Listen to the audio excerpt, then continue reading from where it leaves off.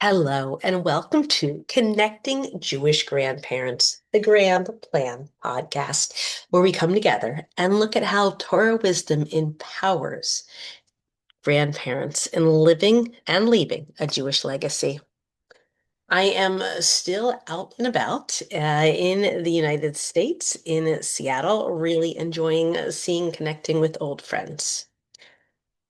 But that's not why you're here. We're here to talk about this week's Torah portion, Shoftim, which starts out and really has throughout the establishment of leaders and judicial systems. Okay, but back to where I am on my trip.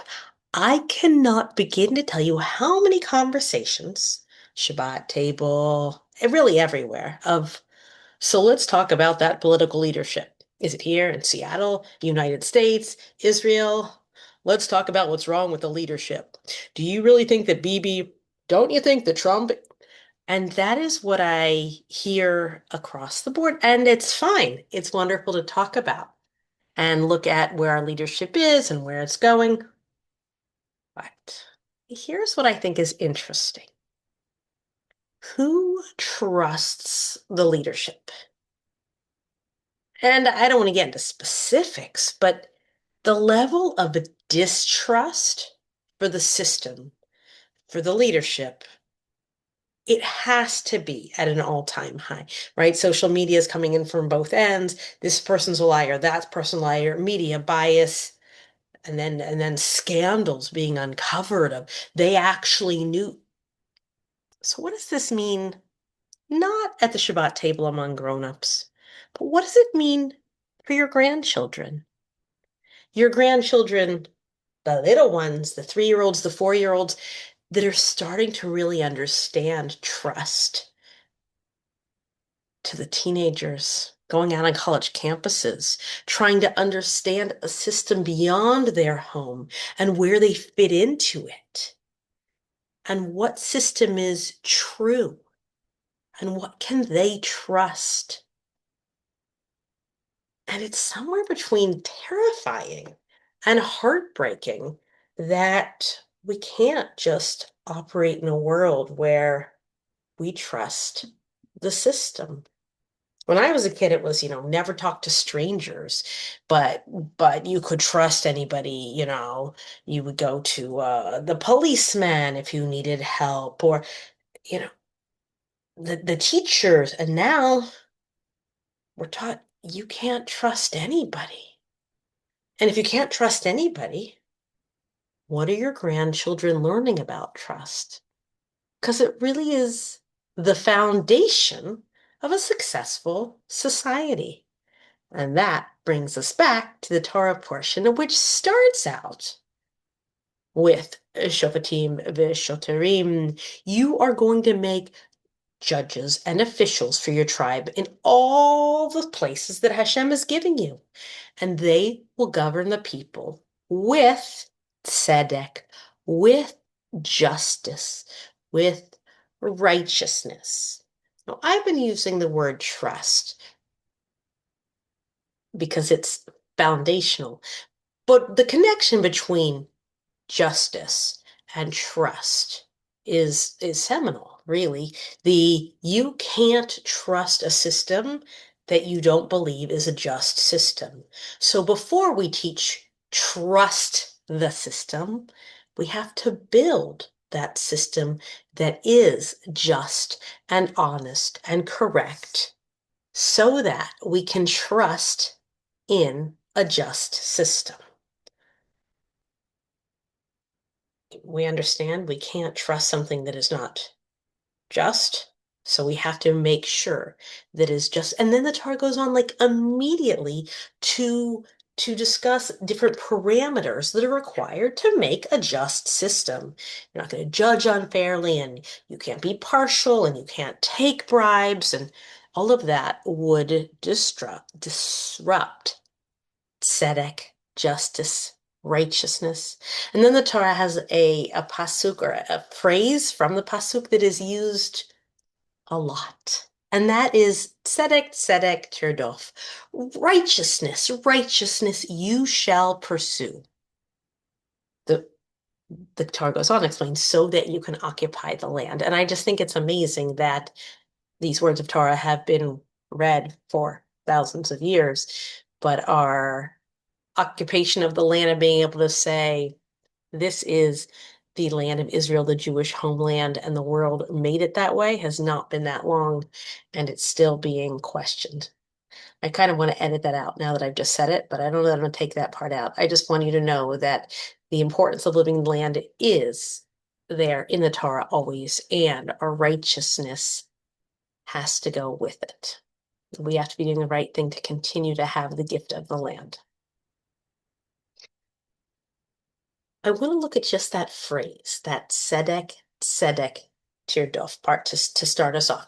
The commentators really discuss in depth or with varied opinions of why the repetition of the righteousness.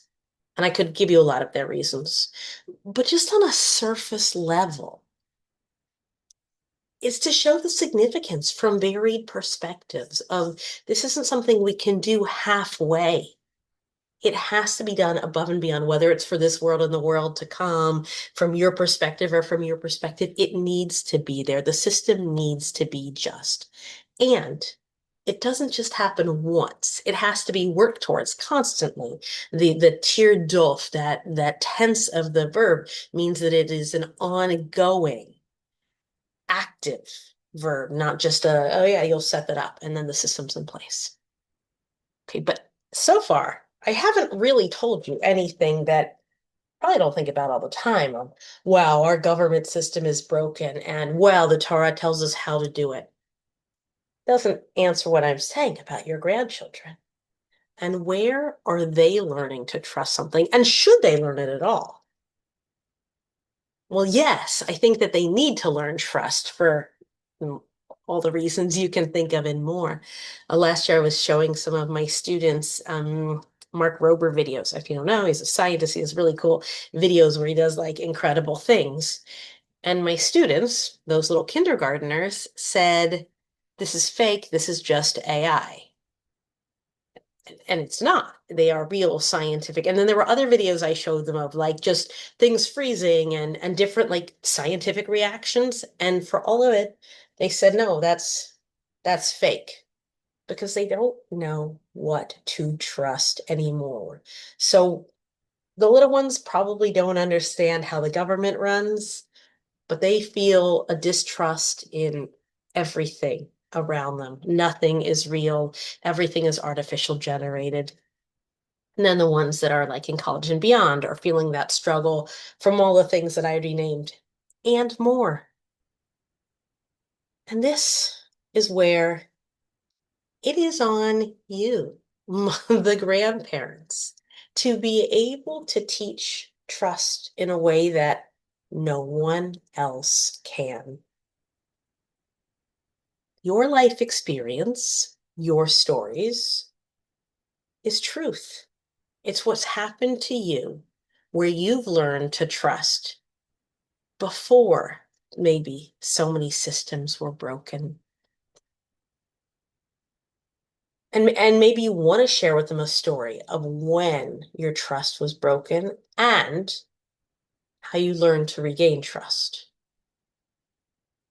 But in the micro steps, this is my plea to you or my homework for you, is to intentionally work on creating trust with your grandchildren. Now, the little ones, they trust you enormously because because you're incredible and you've given them yummy food.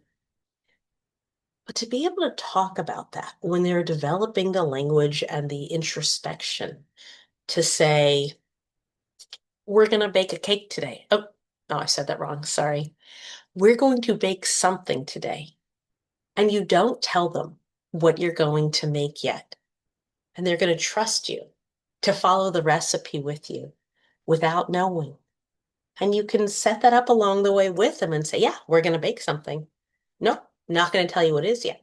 It's going to be a surprise. And you're going to trust me that it's going to be good. And it is going to be good at the end, right? Because that's the joy of making the food together.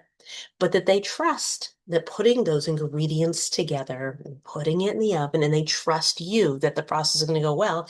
And then you can make, as I accidentally said in the beginning, a trust cake or a trust cookie, that you have built that system of, when we follow the parts in this, with trust, with justice, with righteousness, whatever you want to call that, it creates something special. And that trustfulness, it's not just in food. It's when you say you're going to call them, you call them. When you let them know that you're always there for them, you are always there for them. Grandparents should be, and yours hopefully were, an emblem of trust. You're not artificial intelligence. You are true wisdom in a way that children cannot regularly access today. You are that gift, but you can't take it for granted, and you can't let them either.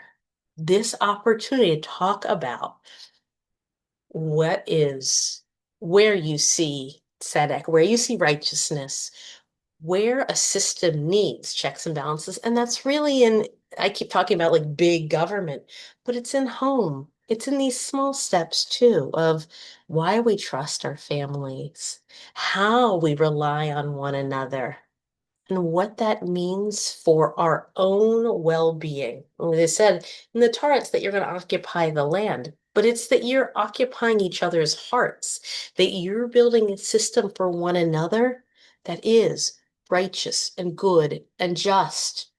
And it doesn't just happen. When the Torah is outlining what you need to do to set up a system, it's because it doesn't happen by itself. It requires intentionality. And yeah, we can say that's to set up the big system, but to set up the small system of the relationship between you and your grandchildren, and where their parents come in the middle, that system requires just as much intentionality and checks and balances and tzedek, righteousness. So I said before, the commentators have their ideas on why there's two tzedek. But for you, for the grandparents in this moment, it's the righteousness from you to them and from them to you. That's how I see it. And that all parties need to be working to pursue it together to create a system. So is it that you need judges and police officers? No. But figure out what is going to make the system work in a trustful way. A long time ago, I did an episode on family systems and the social work background in it. Yes, it's in the Torah. Yes, it's in social work. It's everywhere. But is it in your homes right now for your grandchildren, that they are truly learning when to trust with intention? Maybe that's the most articulate way to say it. I don't want to be teaching these kids to trust blindly, because unfortunately there's so much out there that is not to be trusted, from artificial intelligence to bad people. But teaching them what makes something trustworthy and where a system works and how to build a working, righteous, trustworthy system. That's our work, and it's not easy. Tirdof, we will have to be pursuing it and pursuing it always. Oh, I'd love to hear in the comments ideas that you've had of moments where you've taught, experienced, relished, or struggled with this process for yourself and for your grandchildren, because the work is not easy and not finite. Have a wonderful week. Please share this episode with others so that we can continue doing the work of Grand Plan. If you don't get my weeklies, please do that. Sign up for those. Hop onto grandplan.pro to learn more about the work that Grand Plan is doing. Have a wonderful week.